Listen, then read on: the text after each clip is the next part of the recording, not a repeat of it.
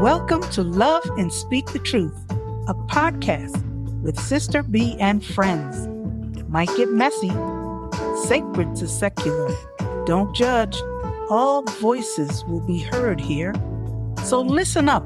We're going to explore the human experience through the lens of wisdom sharing and faith, with a worldview that might shock you, move you, even downright inspire you.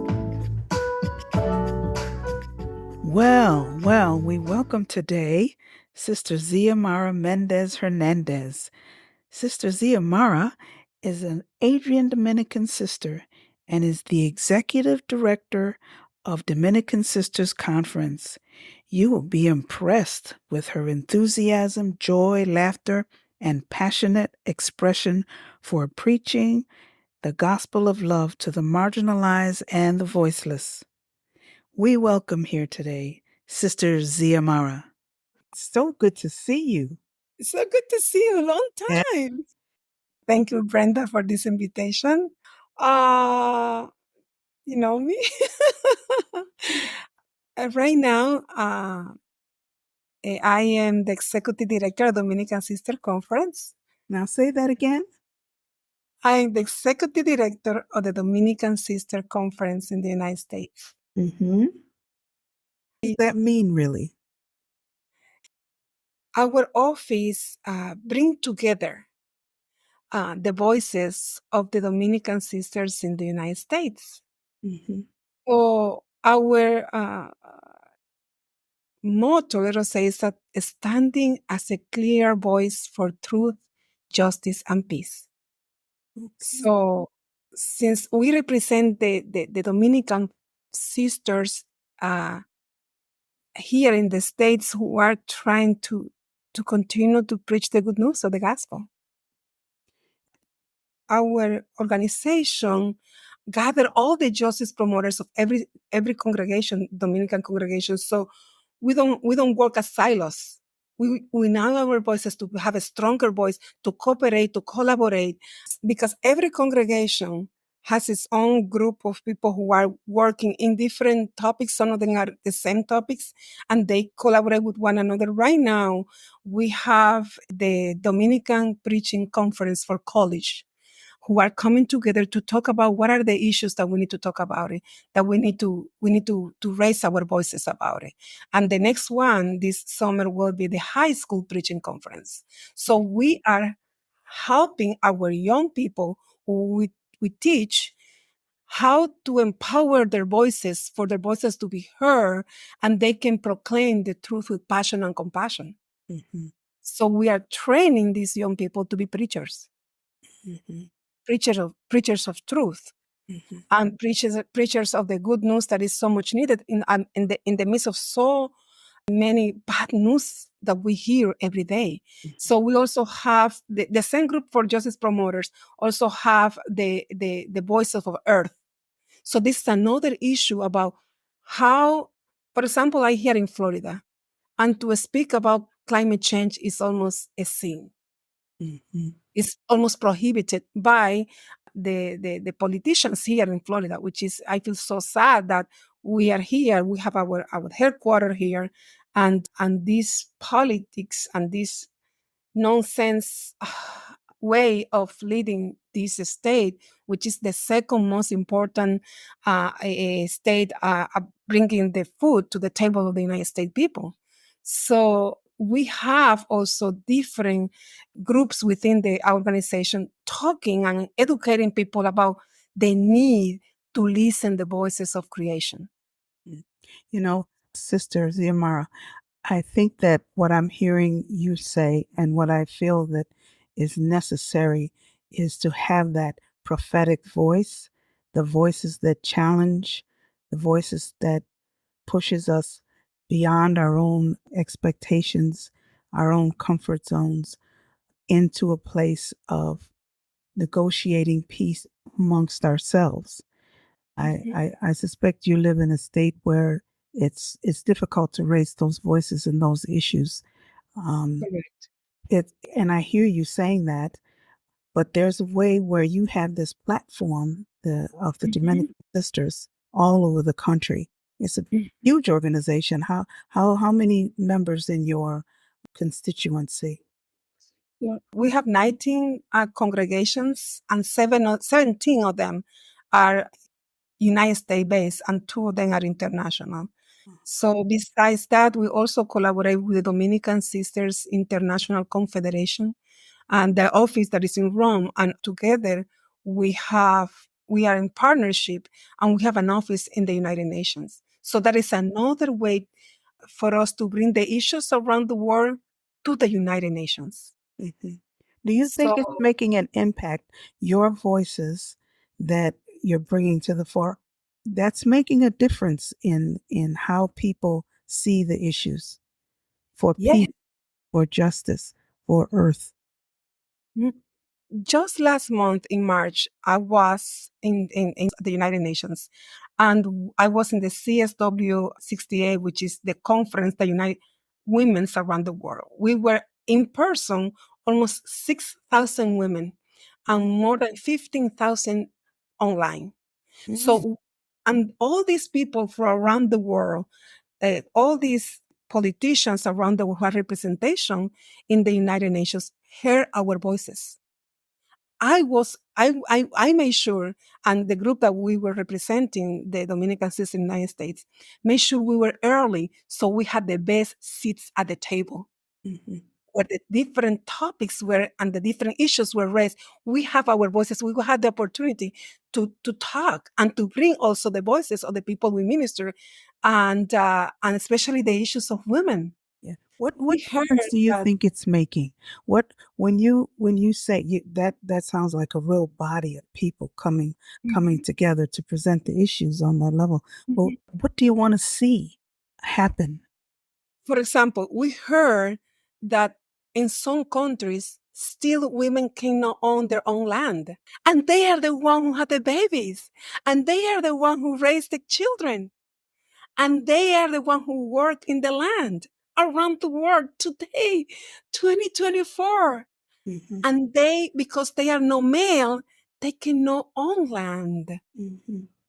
So we were the women supporting those voices of the women who came from different countries to say, we cannot even open a bank account. Hmm. And if the women don't have those basic resources, how can then we can live a full life as human beings in this planet? We united our voices with them to support them. And also, one morning, we had the blessing of having the opportunity for us to bring our own voices of our own sisters around the world in a webinar in the United Nations. So people were watching there, and they were bringing voices from Brazil, from different countries, from Africa, and I forgot there were different voices, and we made sure that we bring those original voices of the struggle to the main table for people to hear what is happening and how can they legislate, how can they operate in a way that we have a more just and equitable and with a more equity around us in the world. Hmm. So we brought the real voices of the struggle. Yes, the And voices they of don't have excuse to say, oh, we didn't know about. No, they don't have excuse. We brought the voices to you. yes, Now what? yes, yes. Now, sticking with that thought of voices, I recognize your voice in where is your country of origin? I was born in Santo Domingo in the Dominican Republic. Mhm. And born and raised until I was 33 when I came to the United States 16 years ago. How many years ago? 16. 16 years ago. And what caused that move for you? Why did you decide to come come here for studying or what? Before I came to the States, I never have any intention to leave my country. No. I had my own business. I was a businesswoman. I had my career. And, but what happened was when I was 19, I met the Adrian Dominican Sisters. I had never in my mind had any intention to become a sister. Where did you meet them? In the Dominican Republic, in my parish, they were preaching They were preaching a retreat. And I said, women preaching? Oh my gosh. And then they didn't have a habit. And I didn't know they were sisters because I grew up with the idea that to be a sister, you need to wear a habit. But these women didn't have a habit. And one of them was doing liturgical dance. There was a retreat for Lent before Holy Week. And I was so taken by these women. And then eventually I met some of them also who were from the United States. And I said, oh, the first one was from the Dominican Republic. And I said, what do you do here? And they showed me all their ministries. They were working with the poor. They were working in some neighborhoods that I never thought in my life I will go in because they were considered too poor and too dangerous. They also showed me the sugarcane fields and how people live less than human. So when I saw this beautiful, smart woman giving themselves to the ministry, to minister to the poor, I thought, like, wow, it blew my mind. So yes, but I know I was 19. I was my second year in the university, trying to explore my own path, professional path. Is And this at that time, before it or was, after you were the beauty queen? You were a beauty queen. I know that about you. oh, oh my gosh, yes, once when I was uh, when I was a child, yes, I was a beauty queen once. Wow, you remember that one? I I think that when I met the sister, something changed within me. And I realized I have some gifts that I could give to others. But I think my gifts need to be, it's like they were like seeds that needed to grow and to bear fruits. So it took me 11 years to say yes. So when I was 31, I started to explore the possibility of following something that was moving within me. Mhm, I was 2 years in the spiritual direction with one of the sisters. The first sister I met was a preacher, a retreat preacher, and the sisters invited me to come to the United States in 2005, 2006. So the first time I came to the United States was in 2006, just to come and see. mhm, So I came to Berry University, where I am right now, just by chance. I went to the Mother House. I was in another retreat, which was called From the Desert to the Mountain. So this is when I felt that a very strong call. I went back home. I was 2 years back and forth coming, just visiting, and when I was 32, going to 33, I said it is time for me to say yes to God. mhm. And in 2008, I packed everything. I came to the United States to be information Yeah. and to explore this crazy call. Mhm, mhm. Beautiful. That's marvelous. Now, Xiomara, you see the crisis we're having right now in the United States and actually around the world. Europe is also inundated with issues around immigration, migration, whatever. How do you see sisters making a difference, preaching, teaching, be, doing social justice to promote a better, welcoming situation, hospitality for people who have to move? You didn't have to move. Mm-mm. This was your choice, and your discernment led you to a place that it was, I don't know, I'm just guessing, easy for you to move. But Mhm. so many, it's dangerous. The threat to life is real, and they are met with such vitriol and hate and sense of rejection. As a person that is first generation, or as a person migrating to this country for your vocation, how does your work or how does your voice speak for people who have to immigrate under difficult circumstances? I had to tell you a story. It's okay with you if I tell you a story? Yes, preach it.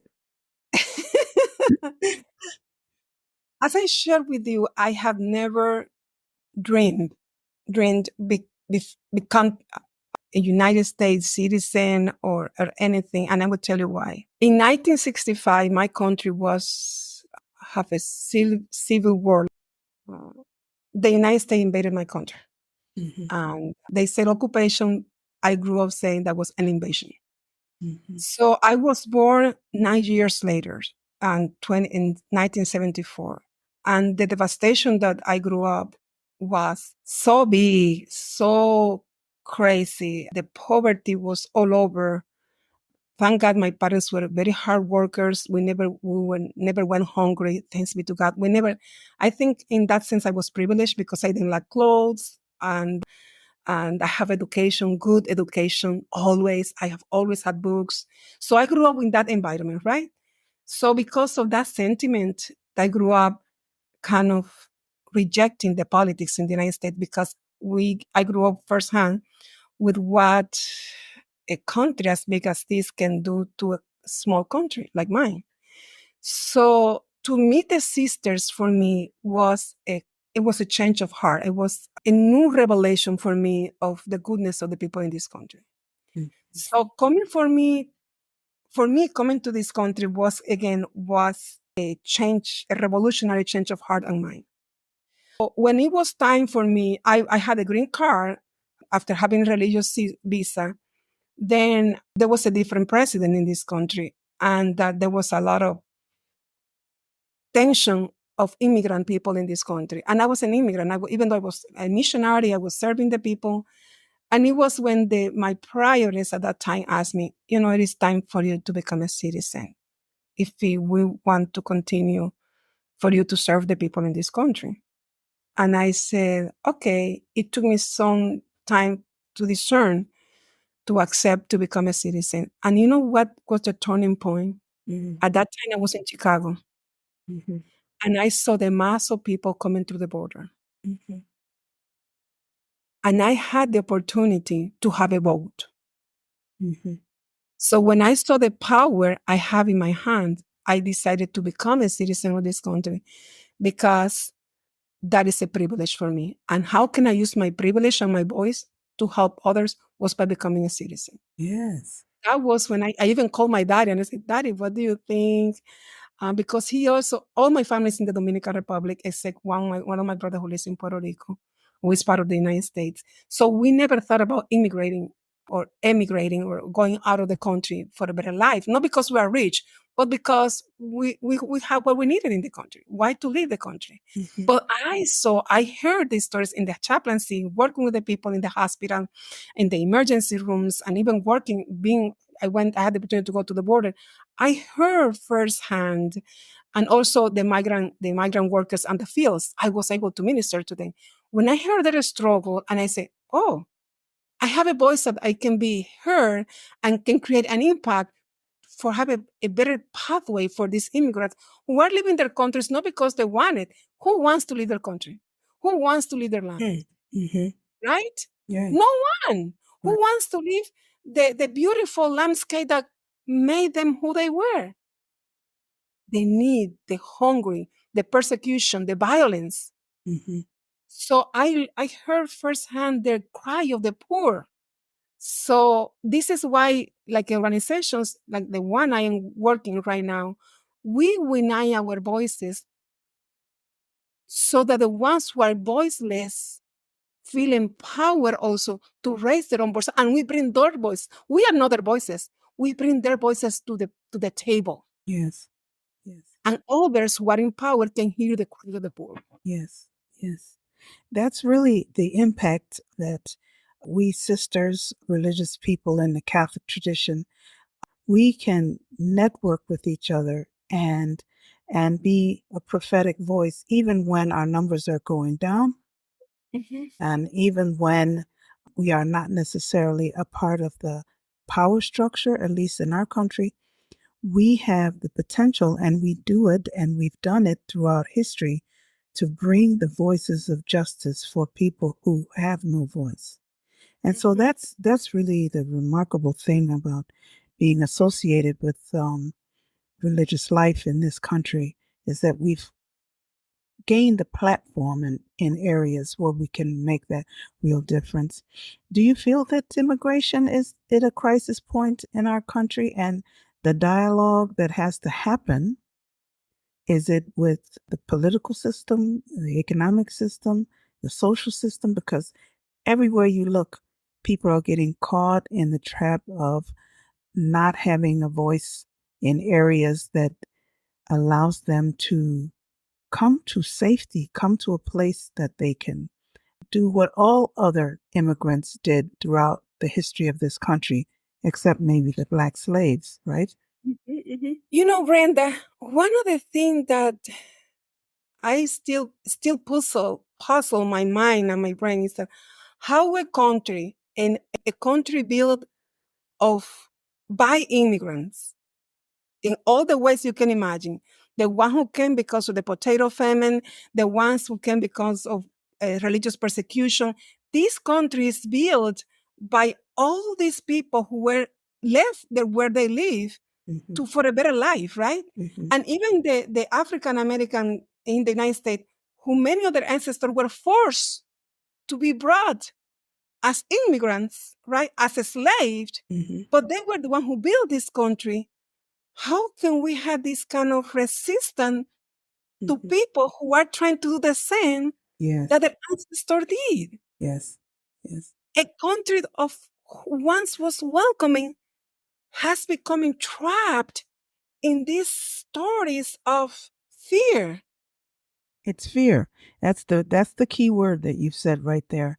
I trust that that is the biggest problem when trying to create dialogue, and dialogue is necessary because none of us have the complete and utter answer to anything. And so we are called to create an atmosphere that voices are heard, you know, that those who are on the margins can come closer to a point of being belonging and being recognized as simply human beings, right? Mhm, mhm, Human mhm, beings.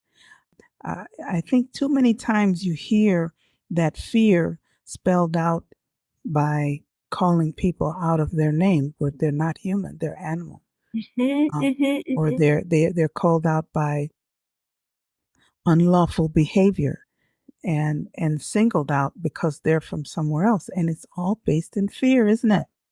Yes, the narrative that is out there is a narrative based on scarcity, and there is not enough for us. Really?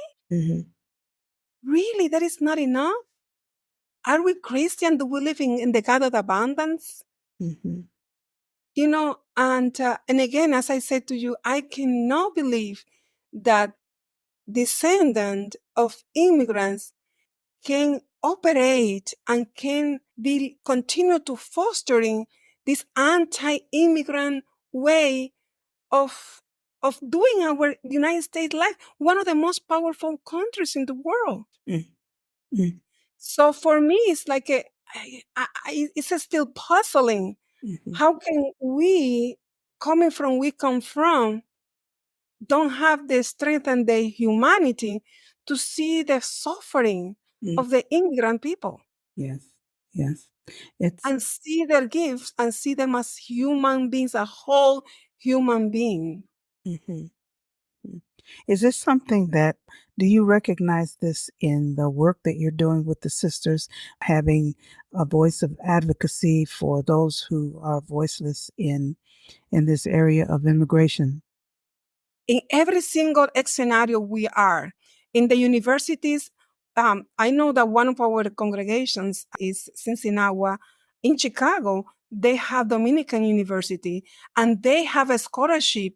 They were one of the first to have a scholarship for undocumented people Mm. and the DACA students, Yes.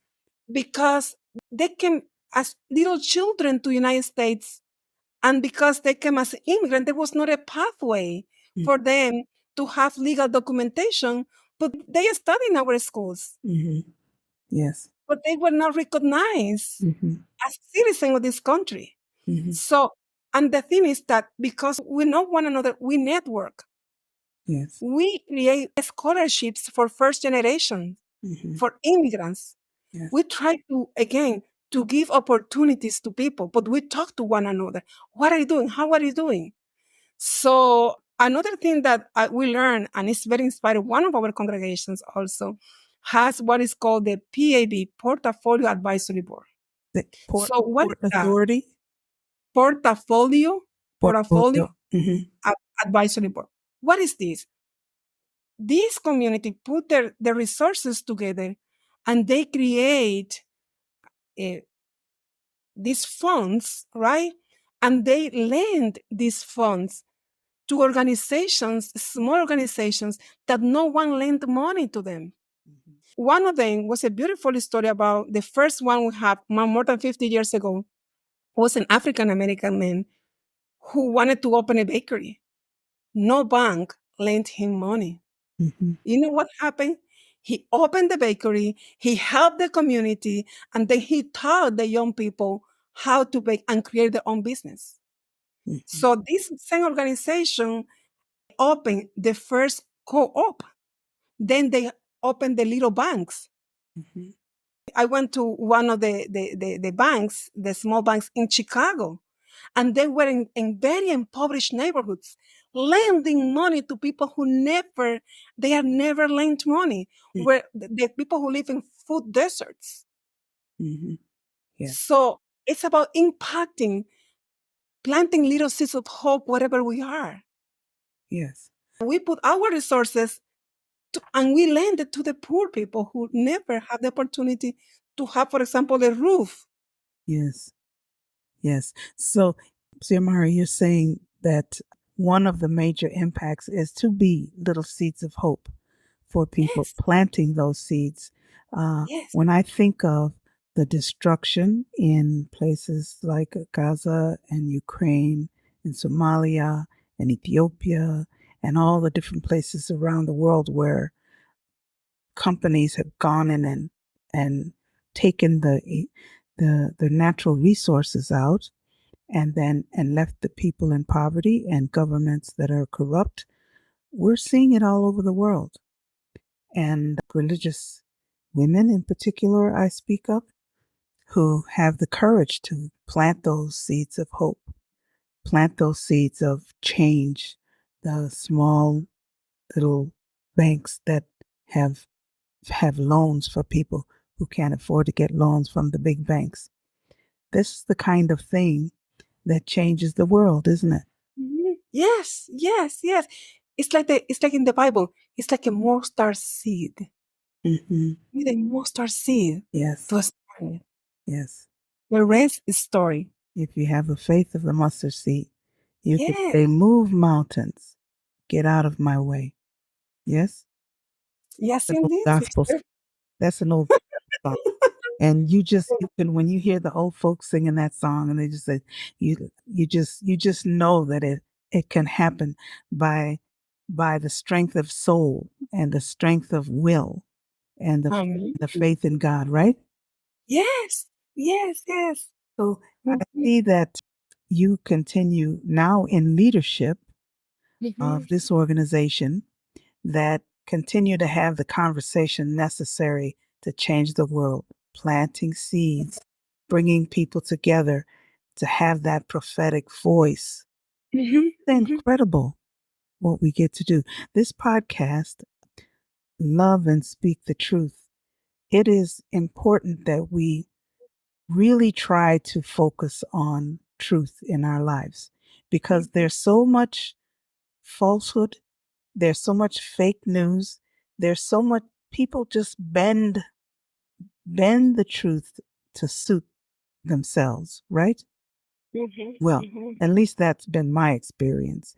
And I think as a religious sister, we have been trying to put forth an effort that models what it means to be a community. It takes all of us to create community. And I think you've been talking a lot about that through your experience and through your work. So I just want to ask you, how do you think that religious women model love in the world today in all the different ways we're in crisis? We're getting smaller, Our voices are in some places in the world fading out, but we're not finished yet, are we? No, no, no, no, no, no, no, no, no. Dominican Conference of Sisters are doing something in particular to model love to our world. And ultimately, that's all of our mission, isn't it? Is to love the world Yes. by our acts of justice, by the voices that we speak truth to power. Mhm. You know, I, people say that religious life is becoming smaller and smaller, and perhaps one day will disappear. But if we go back to the time of Jesus, Jesus started with a small community. Mm-hmm. Mm-hmm. Jesus started as a grassroots movement, Mm-hmm. right? Yes. Amen. So again, we don't have to dream big. Let us dream rather small so our dreams becomes big. Mm-hmm. Because little dreams here and there together make a better world a reality. Mm-hmm. It's not about one dream or two dreams. How can we unite our voices, our hopes, our gifts, and our talents? And we can be a little spark that can create a fire. Mm-hmm. Many of our congregations started small, most of them, and they responded to the needs of the times. Yes. They open orphanage, they open hospitals, they open schools. They were the one who saw the need and they responded to the needs. Mm-hmm. Mm-hmm. So as long as we don't lose our purpose of what and ask ourselves, why do we do what we do? Mm-hmm. And what do we need to do today? What is the need today? Mm-hmm. Another thing is that in the past, we were looking out there, all over. But right now, what I'm seeing is like looking at ourselves. How are we becoming beloved communities so that that circle can create a ripple effect in the world? Mm-hmm. How can we be sisters to one another? How can we be inclusive to one another? You and I know that we are not part of the big group of European descent sisters. Mm-hmm. No. No. And you know that many of us struggle Mm-hmm. That's right. because we are human. We are sisters and we are human. Mm-hmm. So we are learning how to live with one another in a way that we are all welcome. Yeah. We celebrate our diversities. Not diversity, diversities. Yeah. Yeah. So that we can be more authentic in what we do and how we are with one another. And that's what the Pope is inviting us to when he invites us to be a synodal church, a church Yes. that welcomes the voices of all, that includes, that collaborates, that listens, that is empathic to the growing needs of those who have nothing. They have no voice, they have no place, they have no belonging. This is what the Pope is inviting us to, isn't it? Yes, yes. And the thing is that we sisters are a different way of being church. Mm-hmm.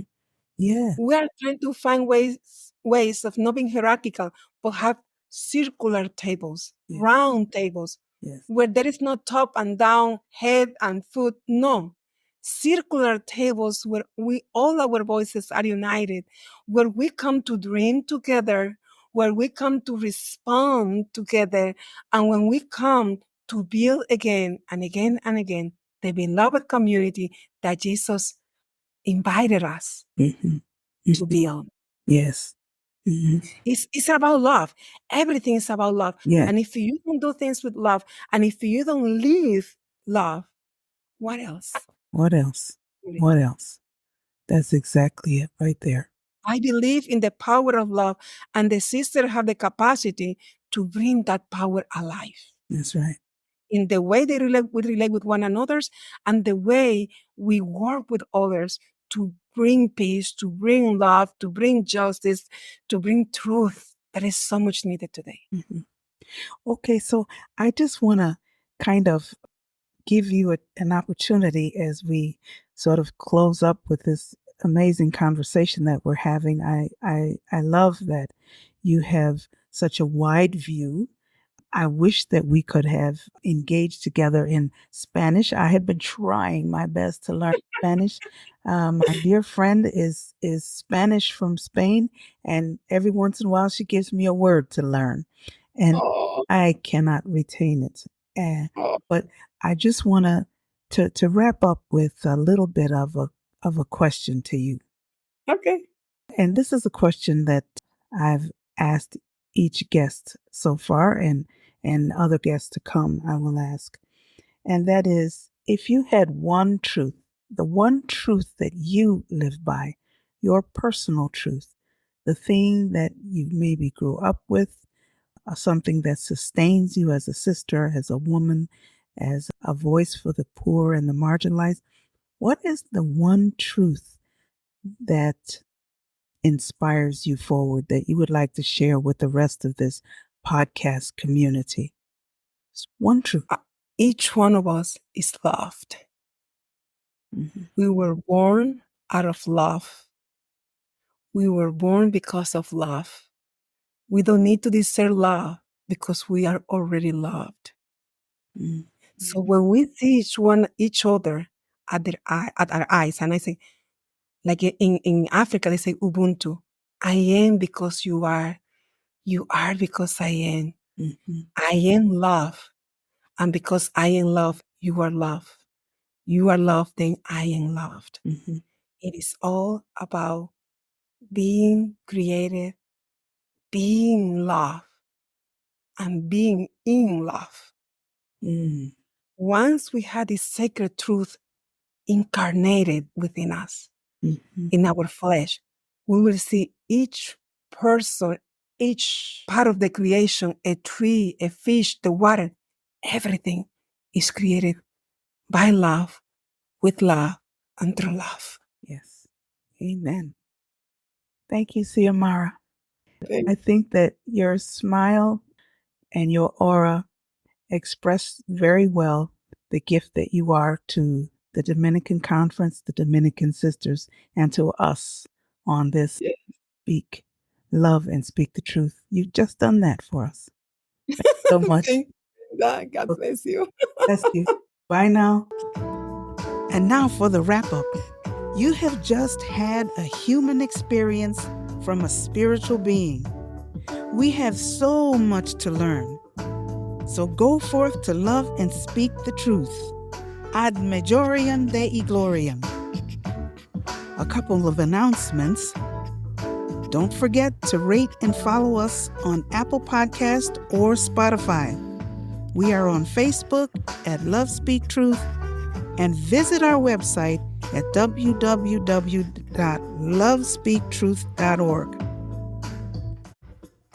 For a few credits, when all is said and done, I give thanks and credit for sponsors, producers, and contributors who made this podcast possible. Mega shout out to IBVM Region Leadership, Megan Butel, Jennifer Schmitz, Carol Benaziak, Laurenti Wright for the keyboard music, the late Sister Maria Beer IBVM for her composition of the music Women Bearing Witness. It takes a village, folks. Thanks for listening to Love Speak Truth.